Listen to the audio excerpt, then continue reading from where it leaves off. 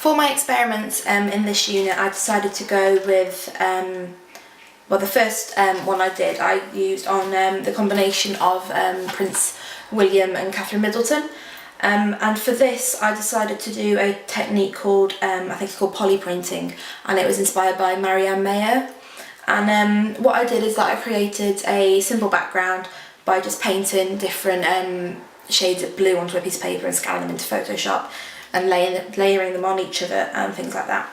And to create this piece, I drew pictures of a corgi, a fighter plane for the RAF, the outline of Scotland because that's where they both went to university and met, a minibus because members of the royal family went to the wedding on a minibus, and also I did also do an image of Buckingham Palace, but I didn't end up putting that into the final piece for some reason. I don't know why I did that.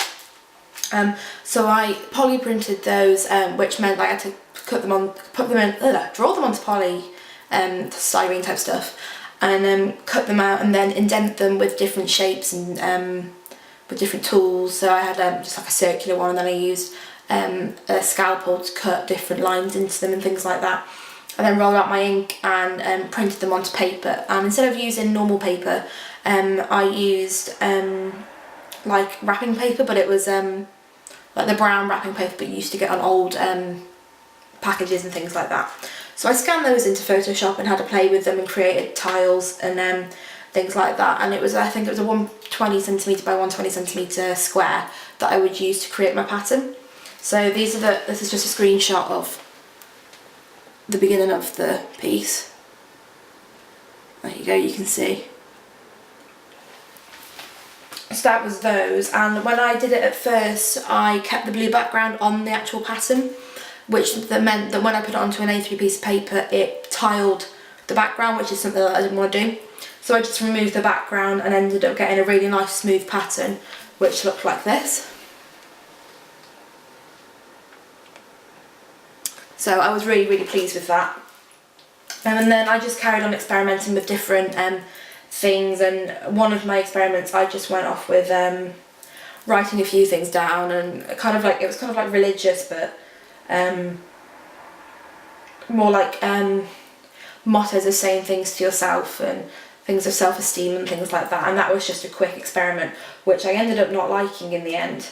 I kind of just did it and didn't really think of how I was properly going to do it. I kind of did it in a rush, which wasn't the best thing to do. So it ended up looking like this, which was a big disappointment compared to what I'd just created.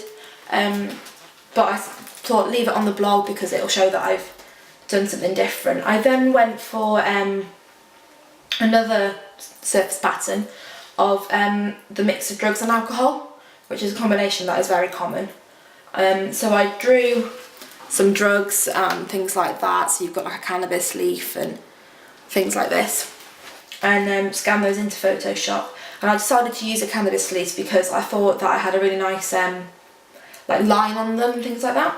So I went for that and did one in in the grayscale black and white colour, and also one in block green, which in Photoshop, once I used the define pattern tool and everything, the pattern ended up like this. So I'm not sure if you can see that because of the light.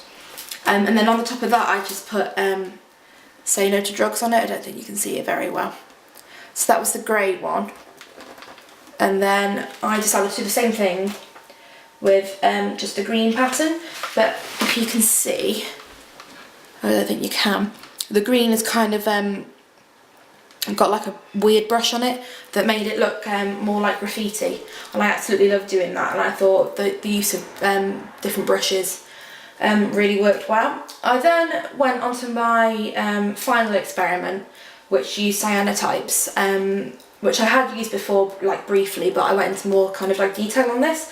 So I used different shapes. I used like a toy gun, some cars, which was like violence and things like that, and then just some shells, and it was just something so I could have a quick experiment with them and then use that to create a combination and things like this. So I created my cyanotype and left them under the UV light for 20 minutes, and then scan them into Photoshop. And what I did is that I took the shell one first and took different parts of them, making it look like this. And the more orangey colour is the kind of like the outline, so it's kind of like a stencil of this. Where is it? Of that one. So I took the blue from it and made it orange, and different things like that, and then put things back over the top of it to create an interesting pattern, and multiplied them and things like that. So I copied the pattern, making it look like this. I copied the pattern here. Ooh, I can get hold of my laptop. Copied the pattern there, and then created that into the define pattern, which ended up looking like this. I took away the grey and made it look like that, and also enlarged it. I then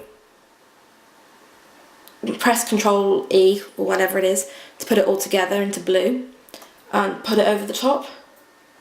So, and then press multiply so different layers could come through with it.